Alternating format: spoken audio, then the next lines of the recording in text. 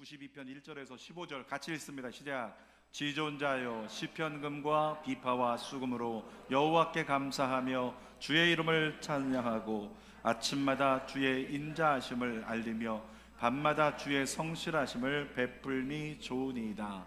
여호와여 주께서 행하신 일로 나를 기쁘게 하셨으니 주의 손이 내가 행하신 일로 말미암아 내가 높이 외치리이다. 여호와여 주께서 행하신 일이 어찌 그리 크신지요 주의 생각이 매우 깊으시니이다. 어리석은 자도 알지 못하며 무지한 자도 이를 깨닫지 못하나이다. 악인들은 풀같이 자라고 악을 행하는 자들은 다 흥왕할지라도 영원히 멸망하리이다. 여호와여 주는 영원토록 지존하시니이다. 여호와여 주의 원수들은 패망하리이다. 정녕 주의 원수들은 패망하리니 죄악을 행하는 자들은 다 흩어지리이다. 그러나 주께서 내 뿔을 들소의 뿔같이 높이셨으며 내게 신선한 기름을 부으셨나이다. 내 원수들이 보응받는 것을 내 눈으로 보며 일어나 나를 치는 행악자들이 보응받는 것을 내 귀로 들었도다. 의인은 종려나무같이 번성하며 레바논의 백향목같이 성장하리로다. 이는 여호와의 집에 심겼으며 우리 하나님의 뜰 안에서 번성하리로다. 그는 늙어도 여전히 결실하며 진액이 풍족하고 빛이 청정하니 여호와의 정직하심과 나의 바위 되심과 그에게는 불의가 없음이 선포되리로다. 아멘. 오늘은 8월 첫째 주일 말씀 시편 92편 1절에서 15절 말씀을 가지고 따라합니다. 신선한 기름을 부으소서. 다시 한번 신선한 기름을 부으소서. 이런 제목으로 말씀을 나눕니다. 코로나19로 비대면이 상식이 된 때를 우리가 살아가고 있습니다. 성도들의 교회 활동을 보니까 많이 위축됐어요. 성경 공부도 못하고 소모임도 잘 못하고 구역 모임 하는 것도 어렵고 그렇게 여러 가지 신앙적으로 위축되다 보니까 이제는 겨우 예배만 드리는 상황이 우리에게 발생합니다. 주중 예배 오시는 분들도 계시겠지만 대부분의 성도들이 이제 한국교회에서 주일 예배만 간신히 드리는 성도들이 적지 않다. 그게 현실이라고 하는 겁니다. 그런데 주는교회 우리 성도들에게 권면합니다. 여러분 너무 위축되어 있지 않기를 축복합니다. 이유가 뭐냐면 주는교회는 한강 신도시 성시화의 앞장서라고. 이 한강 신도시의 성시화 더불어서 북한의 성시화를 준비하고 한반도 전역의 대한민국의 성시화를 위해서 함께 하라고 주님께서 세워주신 교회이기 때문에 그래요. 그와 같은 비전이 한강 신도시 성시화의 비전이 이 주는교회에 있습니다. 그 비전을 이루기 위해서 하나님이 예비하신 헌신자들을 보내주셨어요. 그가 누구일까요? 바로 여러분들입니다.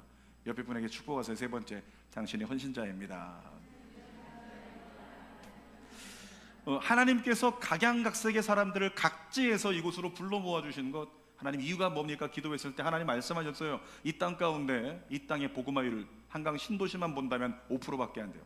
이 땅 가운데 미전도 종족 같은 이 땅 가운데 한강 신도시 성시화를 위해서 너희가 초석이 되라, 이런 말씀을 주셔서 제가 눈물로 기도했던 초창기 시절이 있습니다. 하나님 주는 교회를 통해 한강 신도시의 부흥의 문을 열어 주시옵소서. 여러분들이 거기에 마음으로 함께 동의하기를 원합니다. 따라합시다. 나를 미랄로 삼으셔서 부흥을 이루소서, 회복을 이루소서. 아멘. 여러분을 통해 그 일이 일어날 거라고 믿습니다. 나만 은혜 받으면 그만이다, 이런 생각 이제 바꾸셔야 됩니다. 이제는 우리를 통해서 하나님의 나라가 이 땅에 임하기를 원한다, 이런 소망이 우리 안에 있어야 된다는 거죠. 여러분, 이제 우리는 어느 정도 코로나19와 더불어 살아가는 법을 터득했습니다. 이 당뇨병이라는 게 다가오면 인간이 굉장히 두려워져요. 왜냐하면 당뇨병의 후유증이 많다는 걸 알고 있기 때문에 처음 경험하면 굉장히 두렵다. 그런데 당뇨병을 앓고 있는 많은 선배들을 보면 이렇게 얘기합니다. 잘만 관리하면 친구처럼 데리고 평생 문제없이 살아갈 수 있다. 잘만 관리하면 더불어 살아갈 수 있는 것이 당뇨병이다, 이렇게 얘기를 합니다. 여러분 마찬가지예요. 코로나19 쉽게 지나가지 않습니다. 그런데 우리를 보니까 나름대로 코로나19 가운데 살아가는 방법을 터득했다라고 하는 거예요. 어제 제가 왔다 갔다 하다가 엘리베이터에서 5살짜리 아이를 보았는데 이 아이가 마스크를 큰 거를 그러니까 쓰고 있더라고요. 그래서 제가 물어봤습니다. 한참 쳐다보고 있다가 괜찮니? 답답하지 않아? 물어보니까 아이가 얘기하더라고요. 답답하지 않대요. 괜찮대요. 오늘 아침에 일부에 나온 우리 성도들 자녀들 왔다 갔다 하는 아이들 보니까 어떤 아이는 마스크 큰 거, 어떤 아이는 얇은 거, 조금 걱정되는 집안의 아이는 두꺼운 거, 이렇게 마스크를 썼어요. 그런데 그 아이들에게 제가 또 물어봤습니다. 얘들아 괜찮니? 마스크 답답하지 않아? 날씨 더운데? 아이들이 똑같이 한결같이 대답합니다. 괜찮아요 라고 대답을 해요. 그러니까 어느새 우리는 나도 모르게 이제는 마스크 쓰고 살아가는 거 일상이 됐어요. 저도 운동을 이렇게 하면서 힘들고 어려운 게 마스크 착용이었는데 또 어느 순간부터인가 저도 모르게 마스크 쓰고 러닝하는 게, 마스크 쓰고 운동하는 게 괜찮아졌어요. 그러니까 이제는 우리는 여름이 다가왔는데도 마스크 쓰고 지내는 거 웬만큼 익숙해져 있다라고 하는 거죠. 코로나19가 아직 여전하지만 여름이 지나고 나면 이제는 웬만큼 마스크 쓰고 살아가는 거, 더불어 살아가는 거 익숙해졌으니까 이제는 믿음의 질주를 할 때가 됐다라고 하는 사실을 여러분이 가지고 하반기에는 믿음으로 질주하리라. 따라합시다. 믿음으로 질주하리라. 아멘입니까? 그렇게 나갈 수 있는 여러분 됐으면 좋겠어요. 하반기에 저희가 3가지가 새롭게 시작이 됩니다.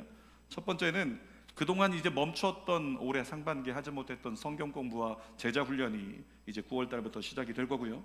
또 뿐만 아니라 대외적으로는 한강 신도시에서 이제 교회들이 연합해 가지고 이 신도시에 정말 성시화를 이루어 달라고, 부흥을 이루어 달라고, 이때 하나님의 역사 이루어 달라고 교회들이 연합해서 기도하는 기도회가 시작이 될 거예요. 예정하기는 김포 아트 빌리지 바깥에 보면은 1000명이 앉을 수 있는 좌석 야외 무대가 있는데 거기부터 시작해가지고 교회들이 몇 교회가 모여서 기도를 시작할 예정입니다. 더 나아가서 3번째는 이제 오살리 기도원이 있는데 9월 1일부터 10월 10일까지 40일 동안 24시간 기도회가 열립니다. 그러니까 40일 동안 24시간 동안 매일 12개 예배팀이 2시간씩 예배를 인도하면서 계속 찬양하고 계속 기도하는 그 기도회가 여기서 차로 30분이면 갈 수 있는 오살리 기도원에서 40일 동안 또 드려지게 돼요. 그런데 그 기도에 대해서 관심을 가지고 있었는데 담당하시는 선교사님 연락 오셔서 우리 주는교회 예배팀 할라스도 함께 할 수 있다면 좋겠습니다, 이런 제안이 들어왔어요. 그래서 주는교회 예배팀이 사역자들과 함께 또 이번에 몇 회가 될지 모르지만 저희가 날짜를 잡아서 함께 섬길 수 있는 일이 시작이 될 겁니다. 그러니까 성경의 말씀처럼 사도행전 1장 8절의 말씀처럼 오직 성령이 임하시면 너희가 권능을 받고 예루살렘과 주는교회 내에서 그 다음에 온 유대와 이 한강 신도시와 땅끝까지 이르러서 내 증인이 되리라고 하는 말씀 따라서 주는교회의 영향력을 넓게 퍼뜨려 나가시는 하나님의 섭리가 있음을 믿습니다. 이 모든 하나님의 움직이심에 여러분이 동참할 수 있기를 바라요. 여러분, 그런데 우리 성도들의 모습을 보면 실정은 뭐냐면 그럼에도 불구하고 아직까지는 적지 않은 성도들이 위축된 가운데 있고 한 발 뒤로 물러서 있는 것, 이게 현실이란 말이죠.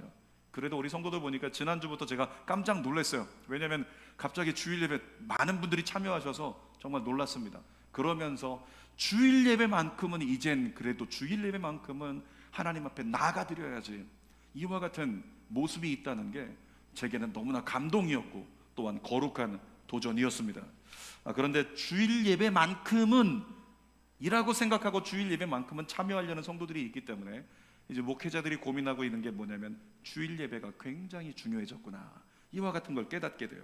그러니까 그런 주일 예배 가운데 정말 주님을 만나는 역사가 있어야 된다, 이런 거룩한 부담감이 목사 안에 있다라고 하는 거죠.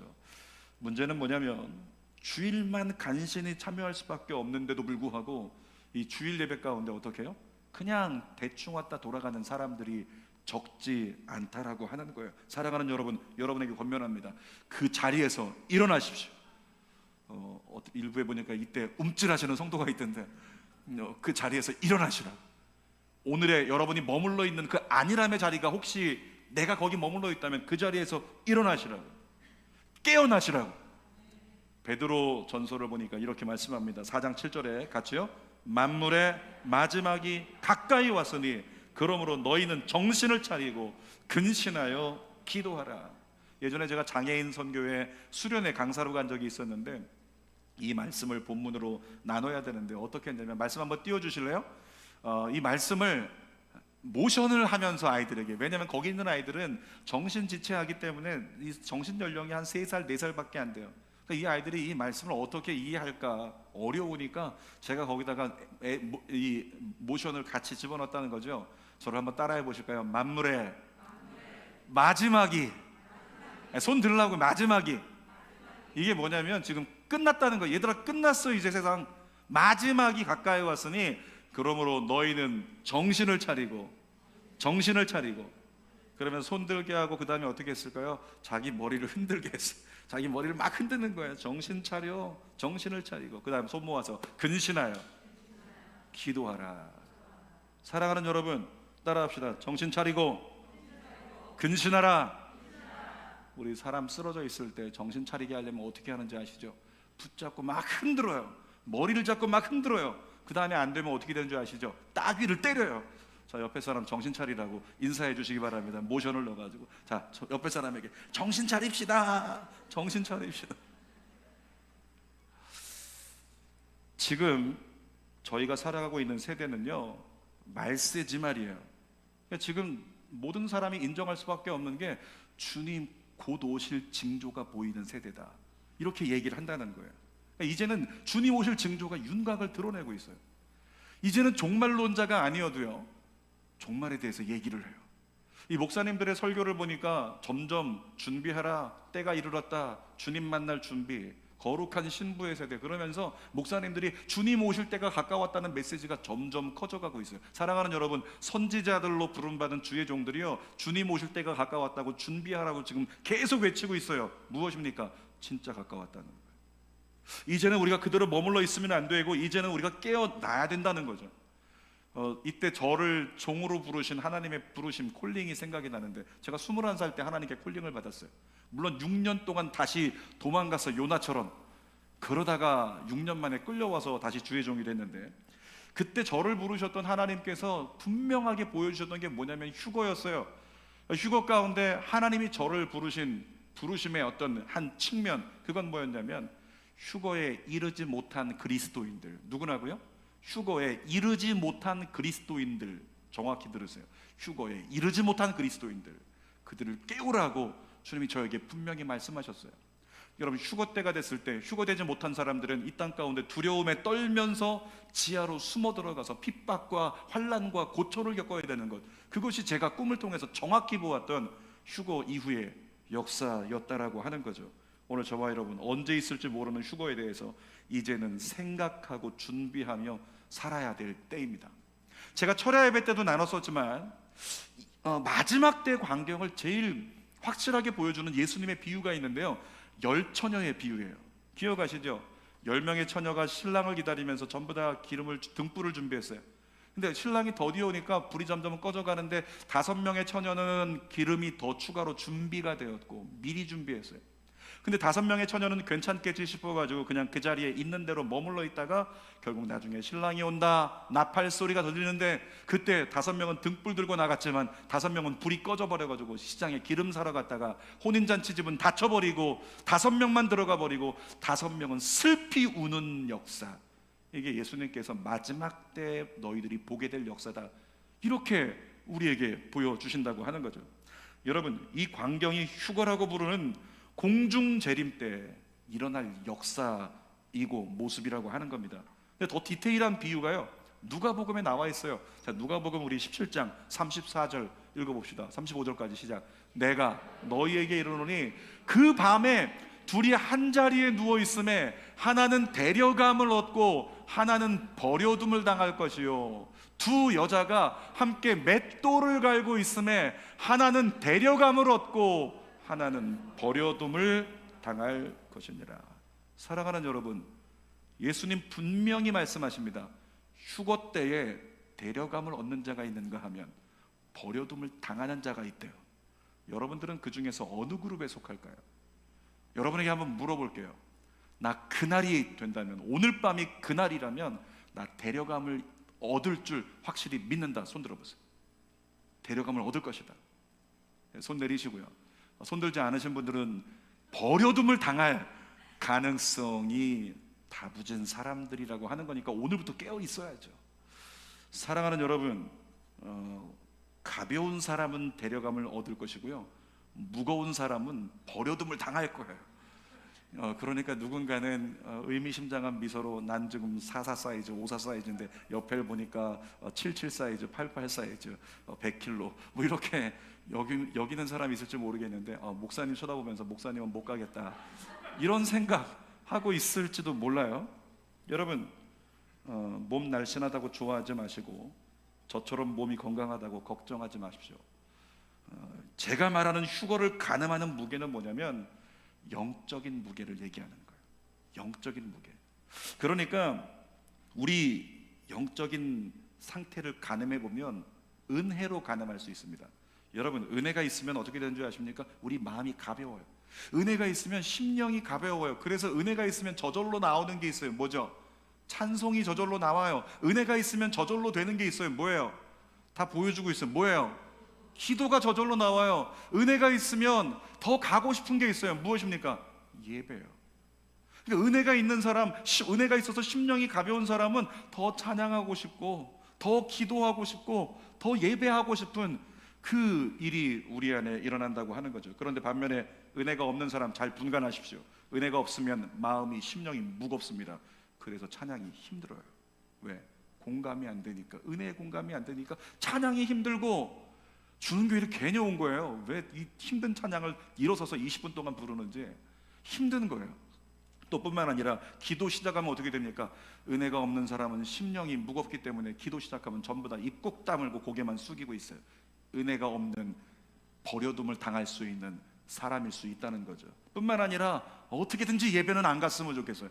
은혜 없는 자, 심령이 무거우면 예배 자리에 가고 싶지가 않은 거예요. 여러분의 상태를 가늠할 수 있을 거라고 생각합니다. 여러분, 데려감을 얻은 5 처녀가 누구입니까? 따라합시다. 미리 강조하는 이유가 있겠죠. 미리 준비한 사람이에요. 그러니까 하나님 앞에 데려감을 얻은 5 처녀는 미리 기름을 준비한 사람이에요. 기름, 중요한 득을자는 미리인데 미리 준비하라. 여러분, 예수님 오실 때 미리 준비할 수 있기를 바랍니다. 나중에 이때다라고 했을 때 늦었을 수 있어요. 근데 어떻게 우리가 기름을 미리 준비할 수 있는가? 성경을 통해 전부 다 보면 우리는 기름을 이렇게 준비할 수 있다. 그것은 바로 예배를 통해서, 따라합시다. 예배를 통해 기름을 준비하자. 사랑하는 여러분, 역사를 보면, 기독교 역사를 보면, 성경을 보면 하나님은 예배를 통해서 자기 백성에게 기름을 부어 주십니다. 그래서 그리스도인은 예배에 목숨을 걸어야 됩니다. 예배가 성공해야 인생이 성공할 수 있다. 이 명제는 이제껏 그리스도인의 모든 삶 가운데서 이루어진 거예요. 여러분의 자녀가 성공하기를 원한다면, 여러분의 가정이 성공하기를 원한다면 예배에 목숨을 거십시오. 내가 예배에 성공할 수 있을 때 그 인생이 성공할 수 있는 거예요.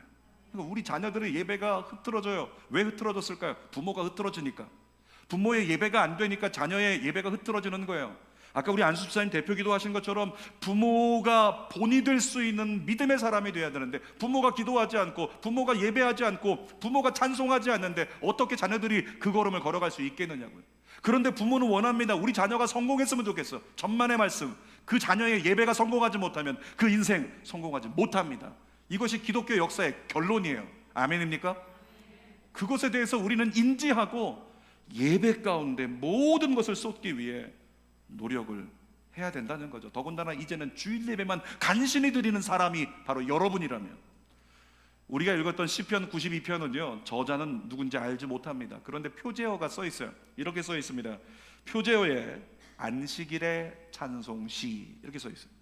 여러분, 안식일의 찬송시라는 게 뭐냐면, 야, 안식일에는 너희 이 찬송 부르면서 예배드려, 이거예요. 지금으로 말하면 주일인데, 주일에는 이 찬송 부르면서 이 찬송을 따라서 예배드려. 하나님 그렇게 말씀하고 있는 거죠. 그러니까 어쩌면은 이 시편 92편 말씀은 주일 예배만 간신히 드리고 있는 누군가에게는 정말로 제대로 예배하는 자가 되기 위한 가이드라인이 될 수 있다는 것을 우리에게 가르쳐 주시죠. 자, 3가지 가이드라인을 한번 살펴보도록 합시다. 첫 번째로 따라합시다. 감사하고 찬양하라. 다시 한번 감사하고 찬양하라. 이것이 주일 예배의 첫 단추라고 오늘 시인은 얘기하고 있는데 1절 말씀을 같이 읽어보겠습니다. 시작. 지존자여 시편금과 비파와 수금으로 여호와께 감사하며 주의 이름을 찬양하고 아침마다 주의 인자하심을 알리며 밤마다 주의 성실하심을 베풀미 좋으니이다. 여호와께 감사하고 여호와의 이름을 찬송하래요. 근데 어떤 것들을 가지고? 악기를 나열하고 있습니다. 시편금, 비파, 수금. 어떤 사람들은 그것만 갖고 그 설명하느라고 시간 다 보내는데 필요 없어요. 하나님이 말씀하시고자 하는 의도가 뭐냐면 너희가 할 수 있는 악기를 다 가져다가, 이걸 다른 말로 하면 너희가 할 수 있는 방법을 다 동원해서 하나님을 찬양하라, 이렇게 우리에게 말씀하신다는 거죠. 자, 어떻게 찬양하라고 하시는지 시편 47편 1절 말씀 읽어봅시다. 시작. 너희 만민들아 손바닥을 치고 즐거운 소리로 하나님께 외칠지어다. 이인남 권사님 따봉이에요. 왜냐하면 이인남 권사님이 어린아이처럼 지금 읽었어요. 제가 아이들하고 이 말씀을 읽었었는데 아이들 어떻게 읽는 줄 아십니까? 유치부 아이들이요, 너희 만민들아 손바닥을 치고 손을 움직이기 시작했어요. 시키지도 않았는데. 그래서 이인남 권사님 보니까 시키지도 않았는데 손바닥을 치면서 믿음의 세대여 이인남 권사님을 본받으라. 다시 한번 읽겠습니다. 너희 만민들아 손바닥을 치고 즐거운 소리로 하나님께 외칠지어다. 하나님 어떻게 찬양하라고 말씀하시는지 지금 보고 있습니다. 시편 134편 2절도요. 시작. 성소를 향하여 너희 손을 들고 여호와를 송축하라. 예배 가운데 찬양하는 데 보니까 여기저기서 손든 사람들이 있어요. 지금 자꾸 가사 안 보이게 손 들고 있어요. 그것 때문에 불편한 게 아니라 손든 그 모습이 예배자에 합당한 모습이라 이렇게 말씀하고 있는 거잖아요. 시편 149편 3절도 읽어보겠습니다. 시작. 춤추며 그의 이름을 찬양하라. 춤추며 그의 이름을 찬양하라.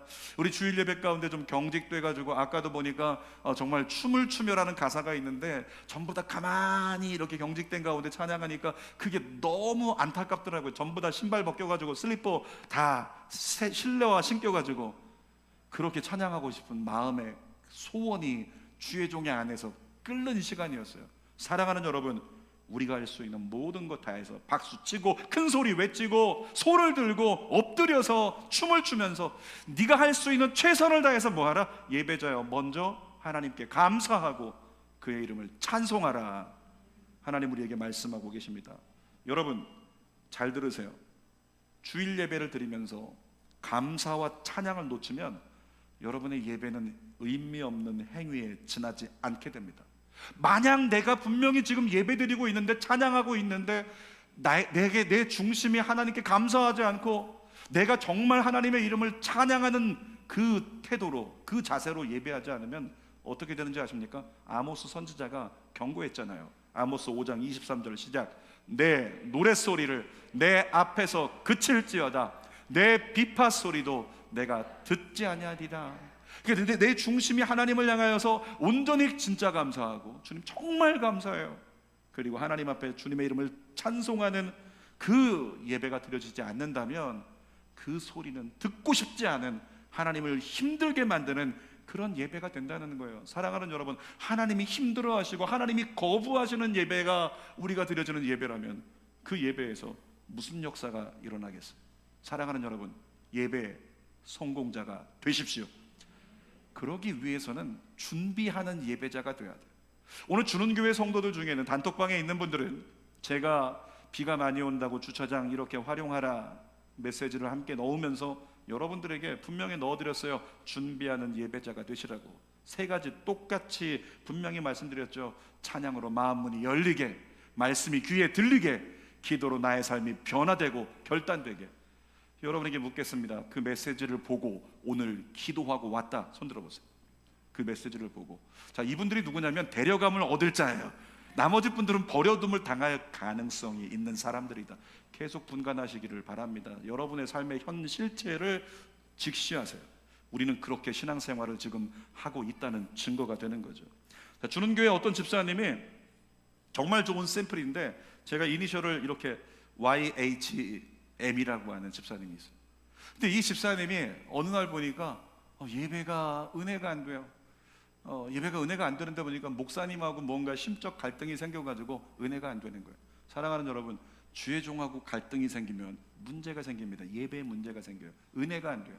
근데 이분이 그 가운데 은혜가 안 되니까 도무지 견딜 수가 없어서 고민합니다. 어떻게 할까? 교회를 떠나야 되나? 한참을 기도하는데 하나님께서 고민하고 있는 그분에게 기도로 준비하라는 메시지를 주세요.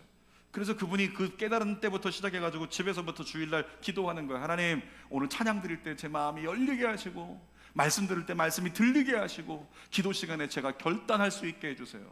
엘리베이터 타고 내려오면서도, 횡단보도에서도, 교회 앞에 와서도 교회 5분 전에 들어와가지고 기도로 준비하는 겁니다. 어떻게?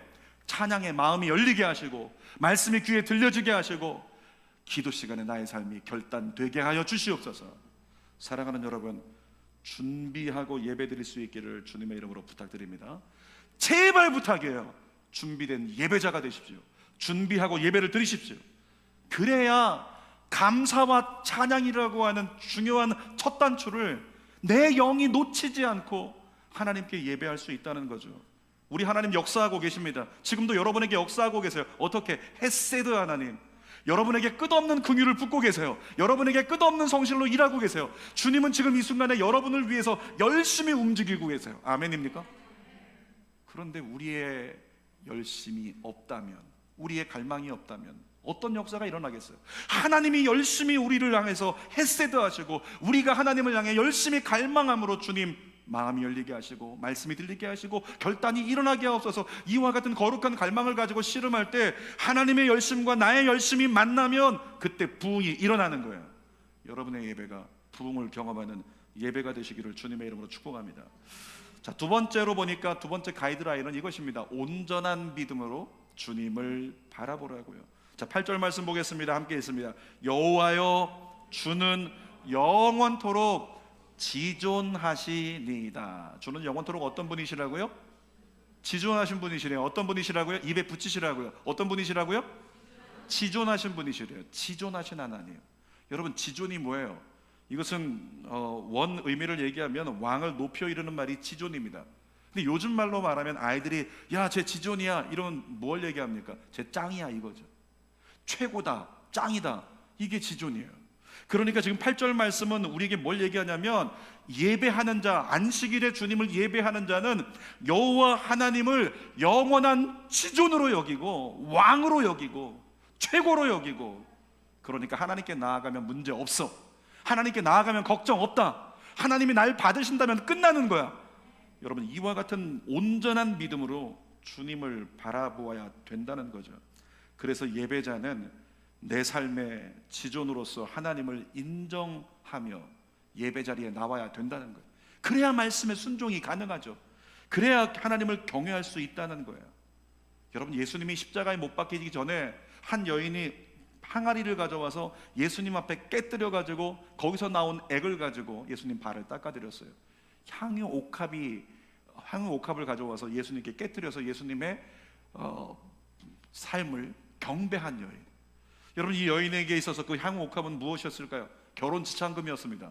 그러니까 이게 있어야 시집 갈 수 있는 거예요. 근데 이 여인을 보니까 시집을 못 가게 될지언정 나는 예수님을 경배해야겠다고 마음 먹게 된 이유가 뭘까요? 예수님이 그 여인에게 누구였기 때문에? 지존이었기 때문에. 아멘. 예수님이 내 인생의 지존이었기 때문에, 그래서 내 모든 것을 주님을 위해서 다 쏟아도 아깝지 않다라는 마음으로 주님께 집중하고 주님 한 분이면 된다, 주님만 있으면 된다, 이 믿음을 가지고 주님을 끝까지 따라가고 바라봤던 여인, 그에게 하나님의 은총이 임했다는 거죠. 예배자는 지존이신 주님 한 분이면 충분합니다. 이런 마음으로 주님 앞에 나아갈 수 있기를 바랍니다. 여러분, 우리 하나님은 당신을 지존으로 여기는 자, 최고로 여기는 자, 그에게 은혜를 베풀어 주시는데요, 9절 말씀에 어떤 은혜인지 직접 싸워주시는 은혜입니다. 9절 읽겠습니다. 여호와여, 주의 원수들은 패망하리이다. 정녕 주의 원수들은 패망하리니 죄악을 행하는 자들은 다 흩어지리이다. 누구 때문에 원수가 패망한다고요? 누구 때문에? 하나님 때문에 원수가 패망한대요. 여러분에게 원수가 있잖아요. 우리 질병으로 우리를 흔들고, 문제로 흔들고, 갈등으로 흔들고, 죄로 나를 흔드는 그 모든 원수의 세력이 어떻게 해요? 하나님을 지존으로 여기고, 하나님, 주님 의지합니다, 주님 도와주세요, 주님께 맡깁니다. 그 사람을 위해서는 그 원수와 주님이 직접 싸워주신다는 거죠. 지존하신 하나님 우리가 찬양하는데, 그 지존하신 하나님 때문에 악은 망하게 되어 있다, 이게 성경의 진리잖아요. 여러분, 예배 가운데 회복이 일어나는 이유가 무엇입니까? 바로 이것 때문에요. 지존하신 하나님의 임재 때문에 어둠이 괴멸되는 역사가 예배 가운데 일어나는 거예요. 그래서 우리가 온전한 믿음으로 주님을 바라보고 예배하면 예배 가운데 하나님의 역사는요, 지금도 제한 없이 일어날 수 있는 것입니다. 초대교회 그리고 초창기 한국교회 역사가 똑같았어요. 여러분, 초대교회 기억하시죠? 사도행전을 읽어보면 초대교회 귀신이 그 자리에서 떠나가고 병든 자가 낫고 하루에 3,000명 5,000명씩 구원받고 수많은 사람들이 주님을 믿고 주님을 영접하는 역사가 일어났다고요. 근데 한국교회 초창기에 똑같은 역사가 일어났어요. 정말로 목사님들이 기도하고 교회 와서 예배드려서 기도하는 가운데 귀신이 떠나가고요, 병든 자가 낫고요, 수많은 역사가 일어났다라고 하는 거죠. 예전에 이런 일이 있었습니다. 어떤 성도님이 철야 예배 와서 기도를 하고 있는데 집에서 남편이 계속 전화가 오는 거예요. 그래서 예배 드리고 있으니까 전화 받을 수 없고 무시해서 전화기를 꺼버렸습니다. 그랬더니 술 취한 이 남편이 그날 작심을 하고 금요기도에 가 있구나, 가만두지 않겠다, 내가 이 여편네 가만두지 않을 거야, 가서 머리끄댕이를 끌고 와야지. 그리고서 교회를 쫓아간 거예요. 그리고 보니까 뒤에서 보니까 사람들이 일어나서 찬양을 부르고 있는데 저기 뒤에 보니까 내 아내의 뒷모습이 보이잖아요. 머리를 뒤로 묶었어요. 그래서 거기 가서 저걸 끌고 와야지. 그래서 이 남편이 손을 들고 끌고 가겠다고, 이제 한 대 때려주고 끌고 가야지 이러고 씩씩거리면서 앞으로 걸어 나갑니다. 그 시간은 무슨 시간이었다고요? 찬양 시간이었다고. 근데 앞으로 걸어 나가던 중에 이 남자가 어떻게 됐냐면 주먹을 쥐고 아내를 끌고 나가기 위해 앞으로 가다가 앞에 도달했을 땐 손 들고 주님을 찬양하면서 눈에서는 자기도 모르게 눈물이 쏟아지고 있어요. 이 간증이 여의도 수도원교회 장로님으로부터 직접 들은 간증이에요. 그래서 그 교회 성도가 되고 지금은 장로가 되어 있더라는 거죠. 예배 가운데 역사가 일어납니다. 여러분, 어떤 사람은 인생을 포기하려고 했었는데 그 사람이 예배 왔다가 예배에서 변화받고 큰 성공자가 되어서 하나님을 증언하는 그런 일들도 예배 가운데 일어나더라는 거죠. 근데 이런 고민이 있는 사람이 있을 수 있잖아요. 목사님, 저는 예배 가운데 늘 있었습니다. 수요 예배도 있고요, 때로는 새벽 예배도 있고 철야 예배도 있고 제가 모든 예배 가운데 다 있었습니다. 근데 제 삶은 왜 이렇습니까? 이런 고민을 가지고 있는 사람도 있잖아요. 그분에게 5절 말씀을 통해 주님이 말씀하십니다. 5절 읽어보겠습니다. 여호와여, 주께서 행하신 일이 어찌 그리 크신지요, 주의 생각이 매우 깊으시니이다. 사랑하는 여러분, 내 생각과 다른 현실이 오늘 우리에게 다가왔을지라도 오늘 성경은 얘기합니다. 주께서 행하시는 일이 크대요. 이게 뭘 얘기하는 거냐면 하나님이 하시는 일이 너무 커서 우리가 측량할 수 없다는 거예요. 예측할 수 없다는 거예요. 추측할 수 없다는 거죠. 뿐만 아니라 하나님은 생각이 매우 깊으시답니다. 사랑하는 여러분, 우리의 얕은 생각으로 하나님을 가늠하지 마세요. 하나님 여러분을 위해서 지금도 역사하고 계십니다. 그리고 하나님의 깊으신 생각 속에 오늘은 너에게 이것이 최선이라고 하면 그 최선이 현실이 되어서 내 삶 가운데 주어져 있는 거예요. 때로는 그것이 광야일 수도 있지만 하나님이 보시기에는 그 하나님의 깊은 생각 속에는 이 광야가 오늘 너에게 있어야 너의 삶이 장차 잘 될 것이다. 이와 같은 하나님의 뜻과 계획이 있다는 거죠. 그러므로 하나님 앞에 하나님을 왕으로 지존으로 믿는 사람이라면 이렇게 고백하십시오. 하나님, 오늘 내게 주어진 현실과 상관없이 주님은 선하십니다. 그리고 주님의 선하신 역사가 내 삶에 열매를 맺을 줄 믿습니다. 그리고 주님을 더 찬양하고 더 의지하는 믿음의 사람 되기를 축복합니다. 하나님, 나의 지존이십니다. 자, 세 번째로 보니까 이렇게 하나님 말씀하십니다. 따라합시다. 신선한 기름 부으심을 사모하라. 어떤 기름이요? 신선한 기름 부으심을 사모하라고 말씀하세요. 10절 말씀을 같이 읽겠습니다. 시작. 그러나 주께서 내 뿔을 들소의 뿔같이 높이셨으며 내게 신선한 기름을 부으셨나이다. 여러분, 신선한 기름, 성경에서 기름은 우리는 알고 있습니다. 무엇을 의미할까요? 성령을 의미하잖아요. 성령입니다. 그런데 잘 구분하세요. 과거에 받았던 성령 말고 지금 이 순간 부어지는 성령을 성경이 얘기하고 있어요. 사랑하는 여러분, 과거에 성령 받았던 사람이요, 얼마든지 지금도 은사로 쓰임 받을 수 있습니다. 과거에 성령 받았던 사람, 과거에 성령의 방언의 은사 받은 사람, 지금 성령이 소멸된 것 같아도 지금도 방언으로 기도할 수 있어요. 지금도 성령의 열매를 맺으며 살아갈 수 있다는 거죠. 그러나 내 삶 가운데 지금 정말 예배가 성공하려면 필요한 것이 뭐다? 오늘 내게 부어주시는 신선한 기름 부으심, 그것이 우리에게 필요하다는 거예요. 새로운 기름 부으심. 복음을 하나 가르쳐 드릴게요. 영등포에 가면 정말 맛있는 소문나는 꽈배기 집이 있어요. 꽈배기 집. 꽈배기 좋아하시는 분들은 눈이 커지시네요. 영등포에 가면 꼭 예배 끝나면 말씀은 기억이 안 나는데 이런 거 기억나죠? 예배 끝나면 말씀은 묵상하지 않는데 바로 검색 들어가죠. 영등포 꽈배기. 너무 맛있대요. 사람들이 평일날도 항상 줄 서 있대요. 꽈배기 3개에 2,000원. 그런데 그 유명한 집 제가 우연찮게 이렇게 지나가게 된 거예요. 그 사람들이 정말 줄 서 있더라고요. 아, 여기구나. 제가 갓길에다가 차를 대고 궁금하니까 한번 먹어보기로 줄을 서서 15분 만에 꽈배기를 삽니다. 그리고 혼자서 3개를 다 먹었어요. 정말 맛있더라고요.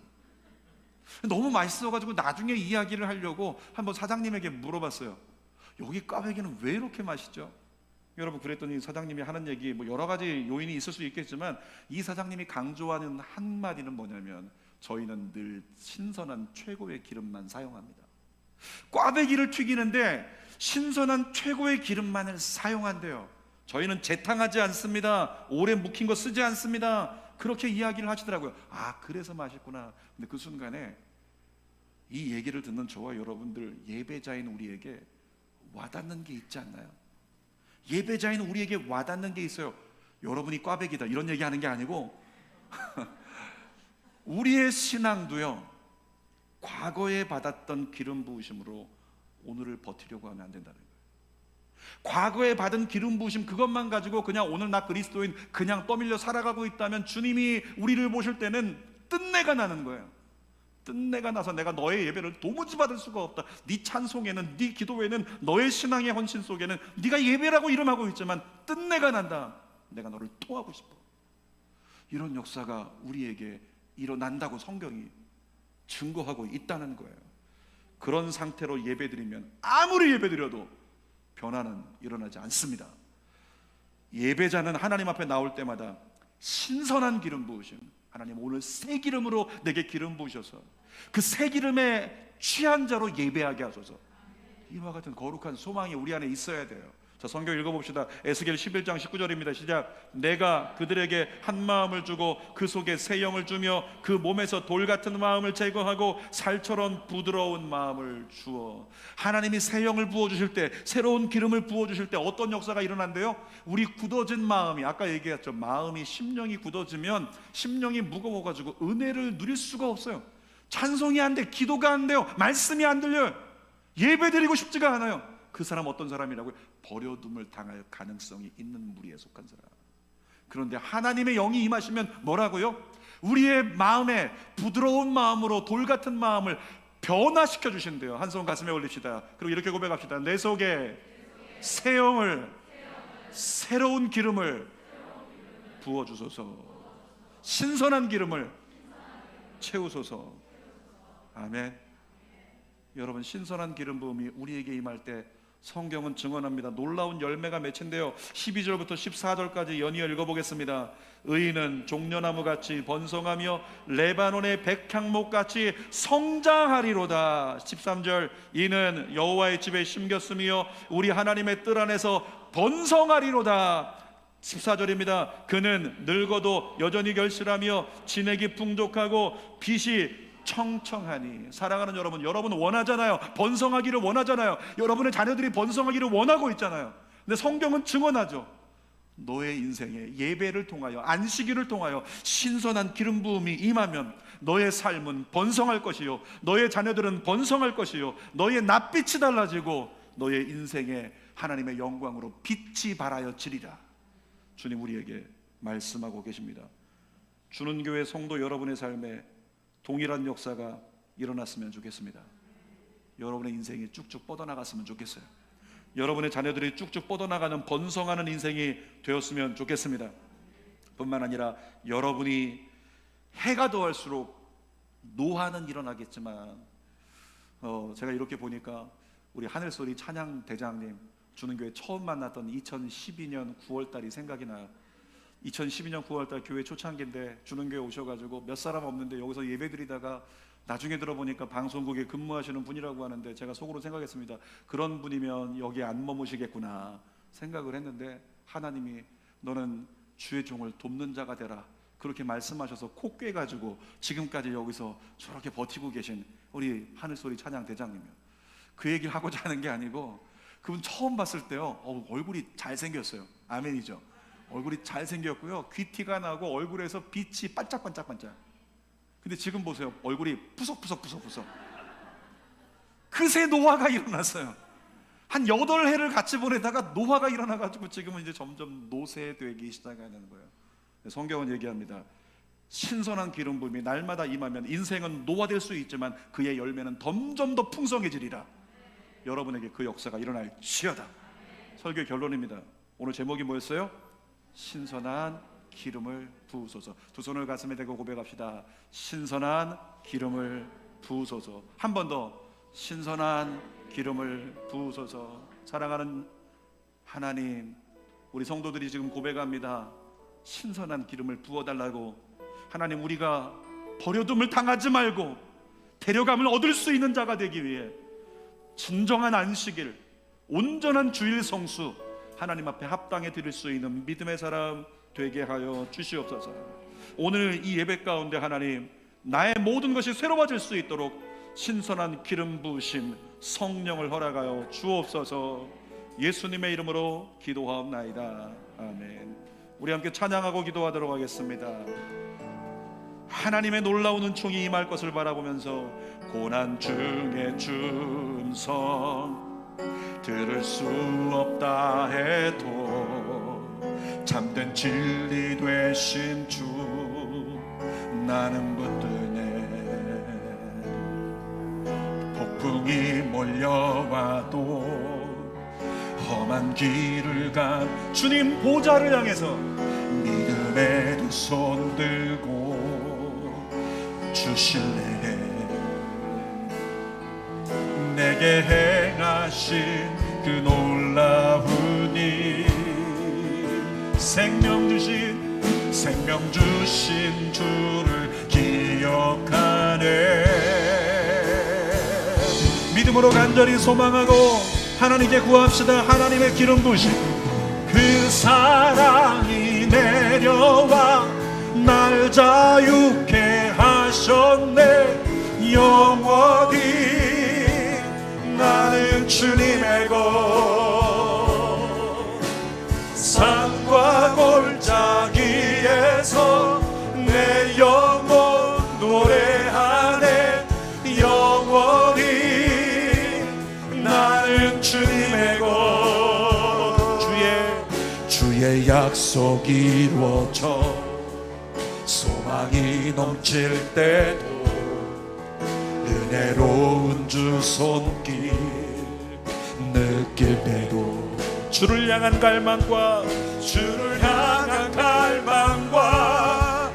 겸손한 마음으로 믿음의 두 손 들고 주를 찬양해. 내게 행하신 그 일이 오늘 경험되기를 바랍니다. 오늘 경험되기를 바랍니다. 주의 부르신 주를 기억하네. 우리 한 손 들고 간절하게 신선한 기름을 부어달라고. 그 사랑이 내려와 날 자유케 하셨네. 영원히 나는 주님의 것 산과 골짜기에서 내 영혼 노래하네. 영원히 나는 주님의. 한 번 더 그 사랑을 신선한 기름으로. 그 사랑이 내려와 날 자유케 하셨네.